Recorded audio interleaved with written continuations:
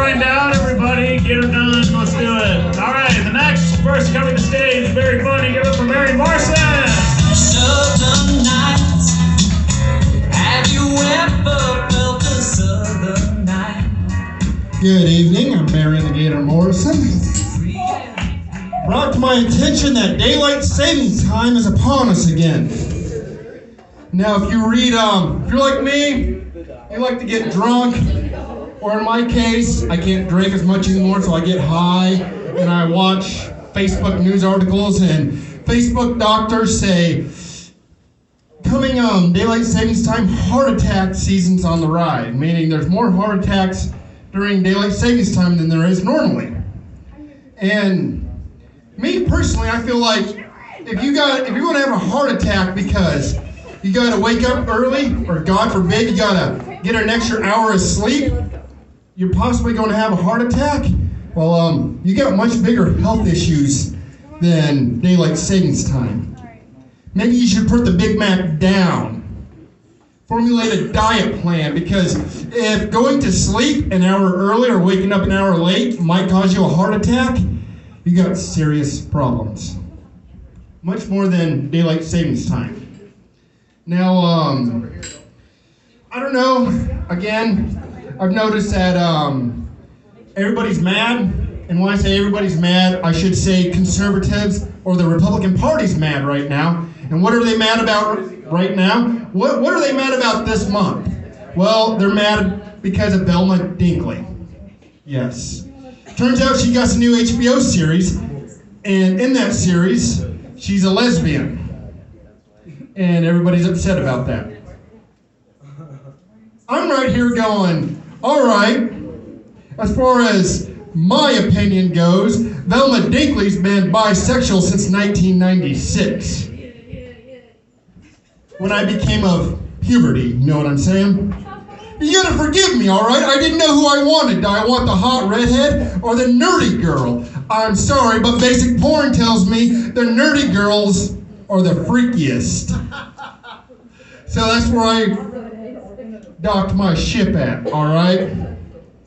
And it baffles me how in 2022 America, one of our major political groups, I'm not very political, so I'm not going to put this properly, but they're upset about cartoons.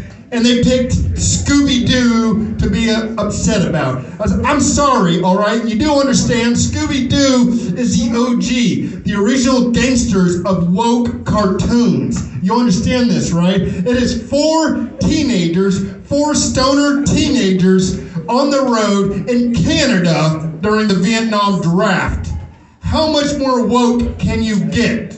All right? If you ask me, Shaggy and Fred are the luckiest people in cartoon history, because it's the 60s, you know it's a free love, group they're in.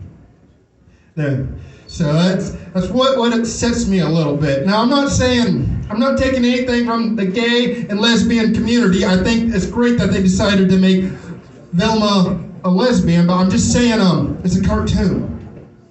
It's not gonna last.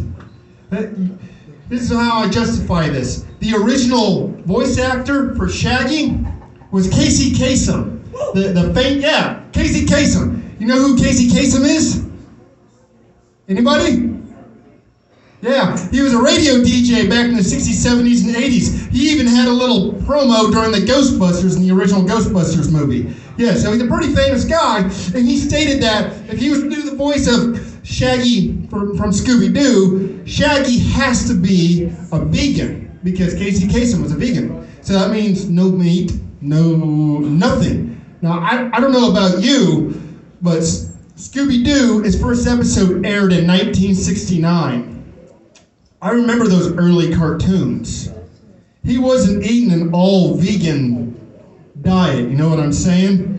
There's some hot dogs, some hamburgers thrown into that. It was 1969 when the first episode aired. There was no Beyond Meat. There was no Impossible Burger. You know what I'm saying?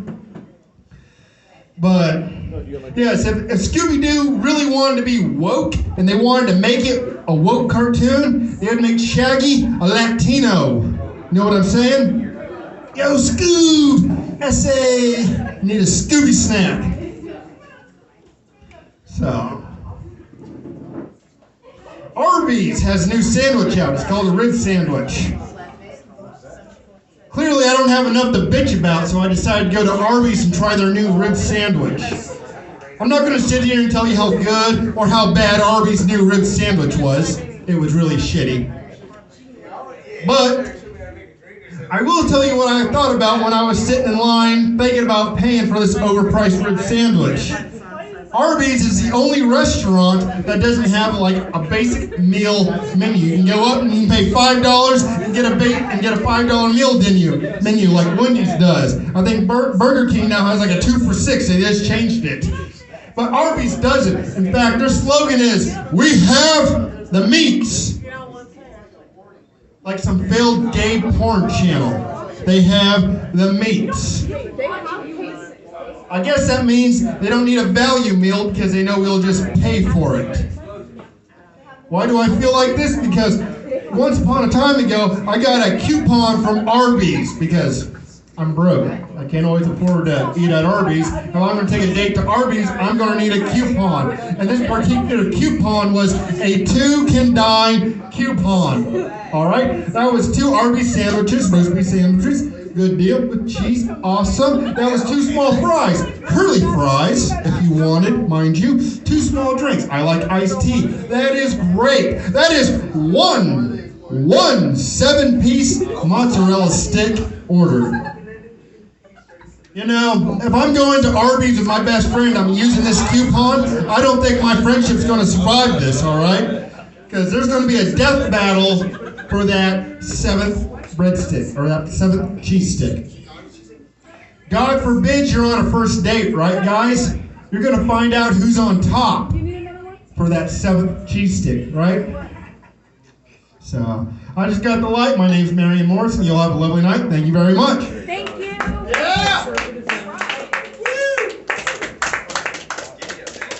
All right, keep it up for Mary Morrison. Keep moving the stand back. The next person coming to the stage, we run the show together every 3rd Saturday. Okay, it's called